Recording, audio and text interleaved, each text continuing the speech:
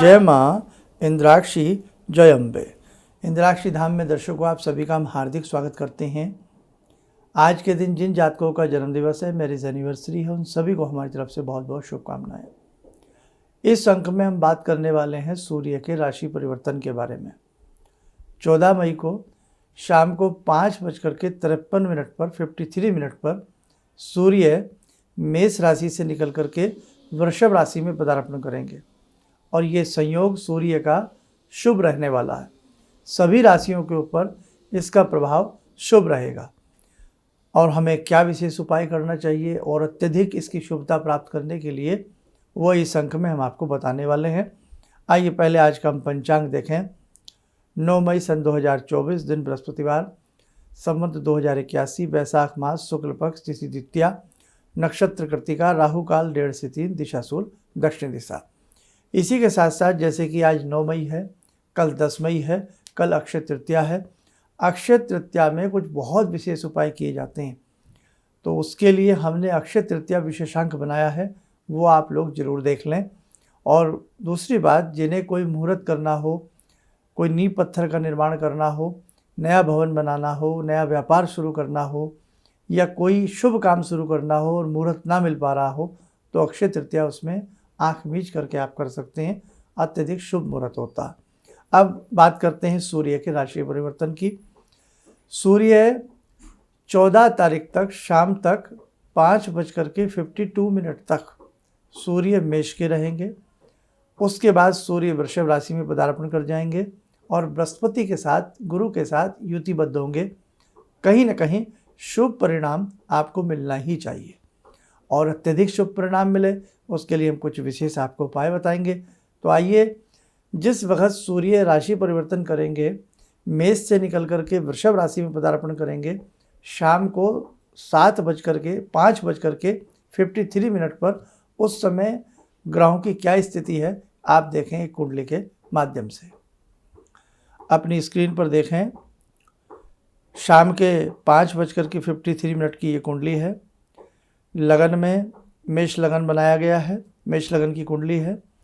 बुध शुक्र एक साथ युतिबद्ध, द्वितीय में सूर्य बृहस्पति युतिबद्ध। सूर्य अब देखो गुरु के साथ आ गए हैं, शुभ है ये योग।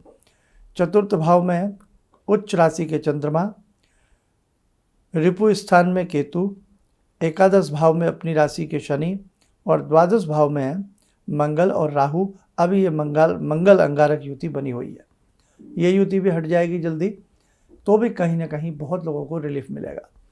अब देखो, गुरु का या यूँ कहें सूर्य का गुरु के साथ बैठना, दोनों आपस में मित्र हैं, संधि रखते हैं, मित्र हैं और सूर्य का एक बहुत बड़ा अस्तित्व हमारे जीवन में है।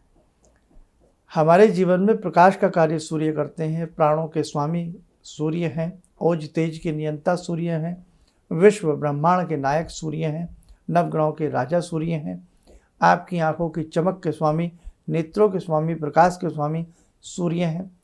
कहने का भाव, अगर किसी भी जातक के सूर्य ही कमज़ोर हो जाए, बहुत लोगों के हमने देखा है सूर्य ग्रहण लगा होता, बहुत लोगों के भाग्य भाव में जाकर ही सूर्य ग्रहण लग जाता, बहुत लोगों की किसी न किसी कुंडली में सूर्य शनि इकट्ठे बैठे होते हैं, तो वो युतिबद्ध ठीक नहीं होती है। उसका किसी विद्वान को अपनी कुंडली दिखा करके उपचार कर लेना चाहिए। कुंडली नहीं है तो आपके हाथ की रेखाओं में भी ये सारी बातें आती हैं, उपचार एक बार कर लेना चाहिए। अब हम आज की बात पर आते हैं। मेष से वृषभ में जाना, शुक्र की राशि में जाना। हालांकि शुक्र की राशि में जा रहे हैं लेकिन बृहस्पति वहाँ बैठे हैं, तो ये अत्यधिक शुभ योग है। और ये पूरा महीना सूर्य जब भी राशि बदलते हैं तो 1 महीने के लिए बदलते हैं। साल में सूर्य 12 राशियों में भ्रमण करते हैं, तो पूरा महीना बृहस्पति के साथ है, शुभता का योग है, अच्छा आपको लाभ मिलना चाहिए। लेकिन ये तो मेष लगन की कुंडली हमने आपको दिखाई, किसी की वृषभ लगन की हो सकती है, तो लगन में उसके बृहस्पति और सूर्य की युति रहेगी, बहुत बढ़िया रहेगा। किसी के द्वितीय में, किसी के चतुर्थ में, पंचम में, सप्तम में, द्वादश में, ऐसी स्थिति है। किसी के सबके अलग अलग होगी, लेकिन कुल मिलाकर के ये सबके लिए शुभ है, सबके लिए अच्छी है। लेकिन इसके अलावा और भी ग्रह हमें देखने होते हैं बारीकी में जाने के लिए, अधिक गहरी डिटेल में जाने के लिए, तो फिर सबकी कुंडली अलग अलग देखना ही बनता। चलिए अब हम कुछ ऐसा उपाय करें जो सबके लिए कॉमन हो, सबको लाभ देने वाला हो। उपाय आप नोट करें। हमने तारीख क्या बताई, तारीख आप लोग सब ध्यान रखना। उस तारीख के बाद जो भी संडे पड़े, यानी कि 14 मई के बाद जो भी संडे पड़े उस संडे को आपको ये उपाय करना है और केवल 2 संडे करना।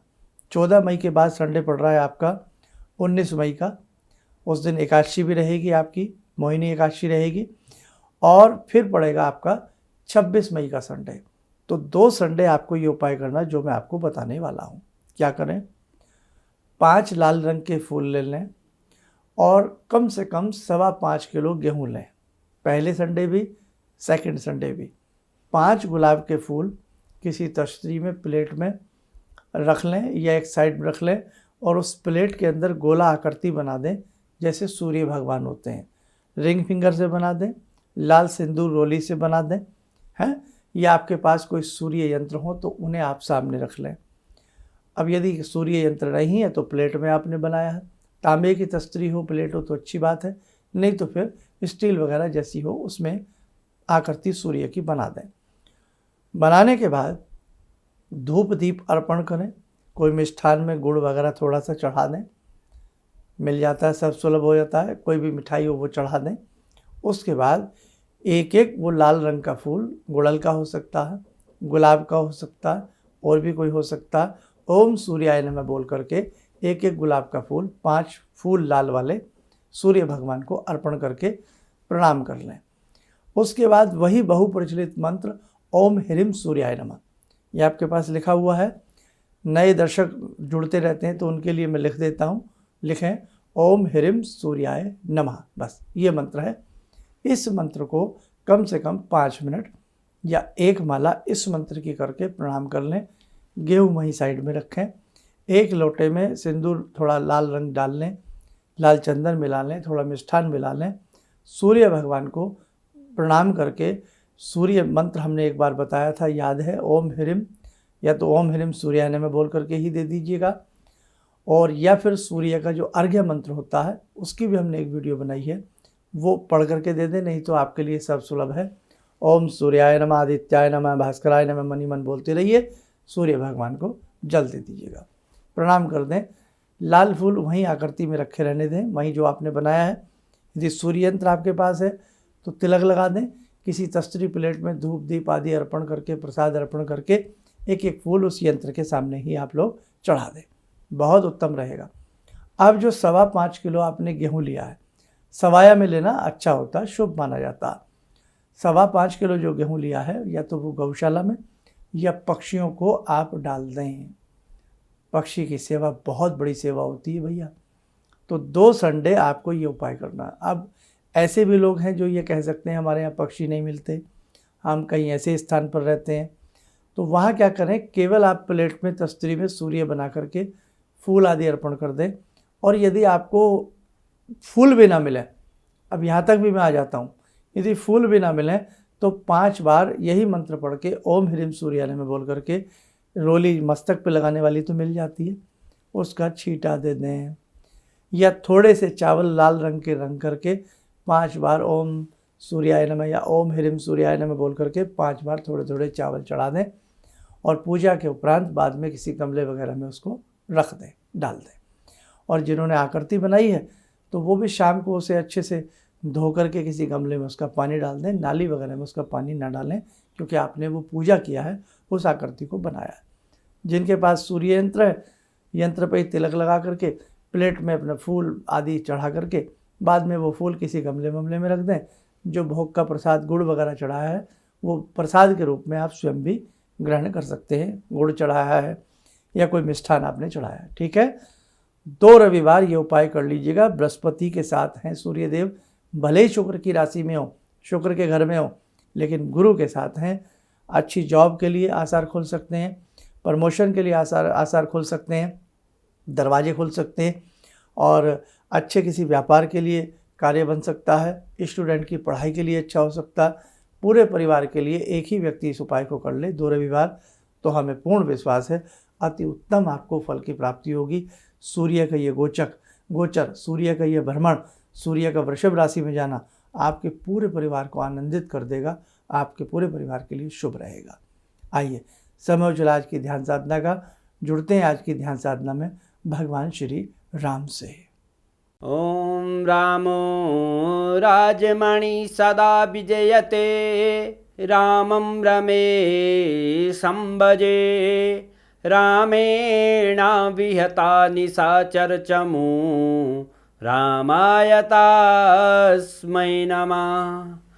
रामानास्ति परायणं परतरं, रामस्य दासोऽम्यहम्। रामे चित्तलया सदा भवतु मे, भो राम मामुद्धर।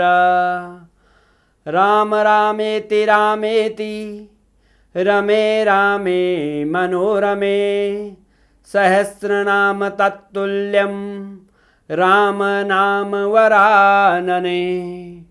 आदो राम तपोवनं दिगमनं, हत्वा मृगं काञ्चनं, वैदेहीहरणं जटायुमरणं, सुग्रीवसंभाषणं।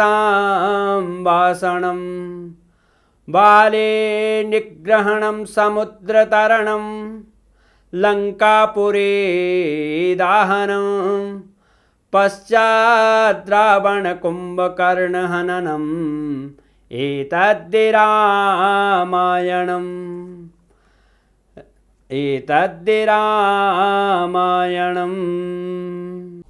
कवच बना लें, ध्यान करें, राम जी का शुभ आशीष हम सबके ऊपर बरस रहा है।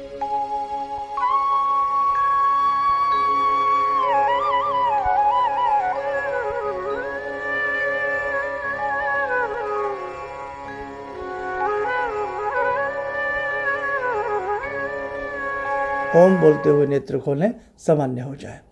देखो साधकों, बहुत सारे ऐसे उपाय हैं, बहुत सारी ऐसी बातें यदि आप अपने जीवन में उन्हें करते हैं तो कहीं ना कहीं आपका जीवन आनंदित होगा, प्रफुल्लित होगा और आपके जीवन की जो बाधाएं हैं वो दूर होंगी, निराशाएं आशाओं में बदलेंगी और आश के दीप जलेंगे, आपके कार्य सिद्ध होने लगेंगे। इंद्राक्षी धाम से जितने भी साधक दर्शक जुड़े हैं या दीक्षित साधक जुड़े हैं, सभी के लिए हम आगे एक विशेष साधनाएं का सत्र चलाने वाले हैं और बहुत सारी ऐसी चीज़ें आपके साथ मिलकर के रहेंगी। बस आप यूं ही प्रेम पूर्वक हमारे दोनों चैनल से और हमसे जुड़े रहिएगा। आप स्वस्थ रहें, सुखी रहें। इन्हीं शुभकामनाओं के साथ हम अपनी वाणी को विराम देते हैं। जय जय अम्बे।